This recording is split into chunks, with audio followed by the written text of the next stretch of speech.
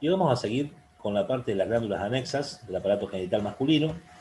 Vamos a ver primero la parte de vesículas seminales y luego lo que es próstata. Pasamos primero a vesículas seminales. Es una glándula hueca. Tiene una longitud promedio de unos 6 centímetros, pero si ustedes se observan, ¿sí?, la imagen acá, en realidad es cuando ya se encuentra plegada sobre sí misma y adherida a sus dos mitades por tejido conectivo. O sea que en realidad debería medir el doble. La parte del pliegue, que es superior, va a la base fondo de la vesícula seminal. La parte media, más voluminosa, es el cuerpo. Y la parte inferior, adelgazada, es el cuello, la que unida justamente a la ampolla del conducto deferente va a formar el denominado conducto eyaculador. La vesícula segrega un líquido llamado líquido seminal que, cuando se produce la eyaculación, junto con la contracción de las paredes de la ampolla del conducto deferente que almacena los espermatozoides, forman el semen, que va a ser eyaculado por el conducto hacia la uretra. En lo que respecta a las relaciones de la vesícula seminal, son muy sencillas. Por su ubicación, la vesícula se encuentra entre la vejiga por delante, el recto por detrás y la próstata por debajo. La cara interna de la vesícula seminal, como ya hemos visto con el deferente, se relaciona con la ampolla del deferente. La cara externa va a estar cruzada por el uréter, ¿sí? La cara anterior va a tener relación con la cara posterior inferior de la vejiga, con el conducto deferente hacia arriba, el uréter hacia abajo, ya que el conducto deferente cruzaba por encima a este uréter, y la cara posterior se va a relacionar con la cara anterior del recto, hacia arriba por intermedio del fondo de saco de Douglas, hacia abajo por la aponeurosis prostatoperitoneal o fascia de neón biliar. Acá voy a hacer una aclaración, ya que el fondo de saco de Douglas, con la vesícula seminal interpuesta, se subdivide por un fondo de saco vesicoseminal, que es anterior, que lo separa de la parte más superior de la vejiga, y el fondo de saco semino-rectal, que es el más posterior y que separa la vesícula, su parte superior, de la cara anterior del recto. Esta vesícula seminal va a estar irrigada por la rama seminal o vesicular de la vesícula deferencial terminal de la hipogástrica. La vena vesícula deferencial va a ir a formar parte de la vena hipogástrica. Los ganglios linfáticos van a los ganglios linfáticos hipogástricos y los nervios son del plexo vesículo deferencial del plexo hipogástrico. En el sentido de la contracción que se produce en la eyaculación es debido a la parte simpática del plexo. Una descarga simpática produce la contracción de la vesícula seminal con la contracción de la ampolla del deferente y por ende de la eyaculación. Pasamos a la próstata, un poco más compleja. Vamos a algunas características. Primero, la forma de una pirámide cuadrangular, base superior, vértice inferior. O sea, tengo base, vértice y 4 caras. El tamaño, esto hay que saberlo. 3 centímetros de longitud, o sea, en sentido vertical, 3 de ancho, 3 de espesor. 3 por 3 por 3. Los límites. Estos límites que voy a decir ahora se pueden identificar básicamente por la palpación de la próstata, que es por intermedio del tacto rectal. El contorno de la pared posterior debe ser en forma como de un corazón, base superior, vértice inferior, y los límites deben ser netos, no tiene que tener ninguna irregularidad ni perderse. La consistencia es elástica, esa consistencia es similar a la goma de borrar lápiz blanda.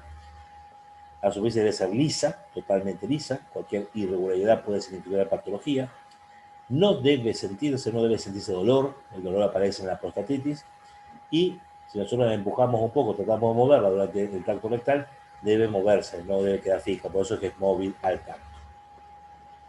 Esta próstata vista lateralmente muestra la base superior, que tiene de lado a lado una cresta llamada rodete con 2 vertientes, una pequeña llamada vesical y una mayor llamada seminal. Hacia adelante la vesical, hacia atrás la seminal. La cara anterior y la cara posterior aparecen como convexas, el vértice inferior. Las caras laterales también son convexas, pero la cara posterior presenta hacia arriba un surco, llamado surco medio, que divide justamente la próstata en su superficie en dos lóbulos laterales. Aunque como va a estar atravesada por la uretra, la parte de la próstata que rodea a la uretra va a ser el lóbulo medio. Estas glándulas se van a encontrar en la celda, que ahora la vamos a ver con las relaciones, pero es importante destacar que por intermedio de la celda es que toman las relaciones periféricas. La celda prostática tiene una pared superior, nada protegido conectivo que la une a la vejiga, una pared inferior que va a estar dado por el esfínter externo o estriado de la uretra y la hoja profunda de la aponeurosis perineal media, que justamente cubre la cara superior del esfínter. La pared anterior es una lámina llamada lámina preprostática que deriva de la aponeurosis perineal media, de la hoja profunda que recién mencioné. Una pared posterior llamada aponeurosis próstato-peritoneal o fascia de Nonvilliers, que ya mencioné en la clase pasada, y dos paredes laterales que son las llamadas aponeurosis laterales de la próstata, que derivan de los tabiques o láminas sacro-recto génito vésico pubiano, que ustedes ya conocieron con recto en nutrición y también con vagina como relación lateral. Así, por ejemplo, entonces, hacia arriba tengo el tejido conectivo que lo relaciona y lo une a la vejiga. Acá teníamos la vertiente vesical relacionada con la cara anterior de la vejiga, la vertiente seminal con las vesículas seminales y por dentro de estas no se ven la ampolla de los deferentes. La pared inferior de la celda es esto que es el esfínter externo de uretra, que también rodea parte de la próstata, y la hoja profunda de la aponeurosis perineal media. La pared anterior la forma justamente la lámina preprostática derivada de esta aponeurosis. La pared posterior, la fascia de Nonvilliers o aponeurosis próstato-peritoneal. Por intermedio de esta aponeurosis, la cara posterior de la próstata se relaciona con la cara anterior del recto. Por intermedio de la lámina preprostática, la próstata se relaciona con el plexo venoso de Santorini, que es origen de la vena pudenda interna, y con un ligamento llamado pubo vesical. El vértice hacia abajo se relaciona con el esfínter externo de la uretra, ¿sí? Por intermedio, por supuesto, de la hoja profunda de la aponeurosis media. La base se relaciona con vejiga, vesículas seminales y ampolla del deferente. No se ve en esta imagen las paredes laterales, pero la vemos en la siguiente. Vemos, por ejemplo, que en la pared lateral de la celda prostática son las láminas sacro-recto-génito-vésico-pubianas que lo separan del músculo elevado del ano. Acá se ve el tejido conectivo hacia arriba y el esfínter externo con la aponeurosis profunda hacia abajo. Vamos a ver que la próstata además se relaciona con la uretra, ¿sí? Que la atraviesa, que se llama uretra prostática. Vuelvo un momento. Vemos que está atravesada de arriba hacia abajo y de atrás hacia adelante por el conducto eyaculador. Por eso en esta imagen, que una vista superior, vemos cómo la cruzan los conductos eyaculadores para desembocar en la uretra prostática. Hay un detalle, la uretra acá se encuentra aplanada, ¿sí? Esta es la pared posterior de la uretra, hay una eminencia mucosa en la pared posterior que es vertical, llamada verum montanum.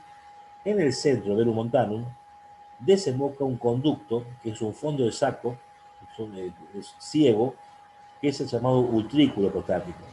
El utrículo prostático se encuentra en el espesor de la glándula, pero desemboca en el centro del verum montanum, que es una cresta mucosa de la pared posterior de la uretra prostática, y este utrículo es un vestigio embriológico derivado del coguto de Müller, que era el de la mujer, ¿sí? A cada lado del veru tenemos dos canales, que son los canales del veru, que están entre el veru y el resto de la pared de la próstata, el resto de la pared de la uretra, y estos canales del veru van a encontrarse, mejor dicho, los orificios de desembocadura de los conductos excretores de la próstata. Son múltiples. La próstata segrega líquido prostático, que tiene varios componentes, fructosa, fosfatasa ácida, etcétera, etcétera, se lo van a ver en este oficio, que es el líquido que se segrega, llamado preseminal, durante la excitación, durante el coito, antes de la eyaculación. La próstata está irrigada por la arteria prostática, rama terminal hipogástrica. También recibe algunas ramas vesicales. La vena prostática va a ir a la vena hipogástrica principalmente, y hay un sistema venoso de venas que, como esta sangre va a la vena hipogástrica y la vena hipogástrica recibe sangre de las venas sacras, hay unas conexiones de la vena prostática con las venas que están en relación con el llamado sistema venoso paravertebral de vaso. Son venas que van a rodear como parte del plexo venoso extrarraquídeo, los cuerpos vertebrales. Quizá no se lo den en la materia a esto, pero lo van a ver posiblemente en urología, porque esto explica que cuando hay cáncer de próstata, que es la enfermedad clásica, ¿no es cierto?, que tiene el hombre con la parte genital, se ha encontrado que la próstata tiene una predilección de llevar metástasis hacia la columna vertebral, y no lo hace por vía linfática, sino que lo hace por vía venosa. Pues se ha encontrado que además del drenaje venoso, que puede llevar justamente con todo lo que significa la diseminación, la metástasis, que son las lógicas por el sistema linfático, la próstata puede llevar, o sea, puede desencadenar metástasis por vía venosa, es decir, la vía vascular, por el sistema venoso paravertebral de Watson a la columna lumbar y al sacro. Es una de las consecuencias también bastante graves de este cáncer. La inervación está dado por el plexo prostático, del plexo hipogástrico, y los linfáticos, existe una red linfática periprostática, y hay pedículos principales y accesorios. El pedículo principal drena los ganglios ilíacos externos, y los pedículos accesorios a los ganglios hipogástricos y del promontorio. Recuerda que los hipogástricos también son llamados ilíacos internos. Nos queda una clase, que es la clase de genitales externos. Y luego sí, nos va a quedar la clase de pared de la pelvis y la inervación. Nos vemos la próxima. Chao.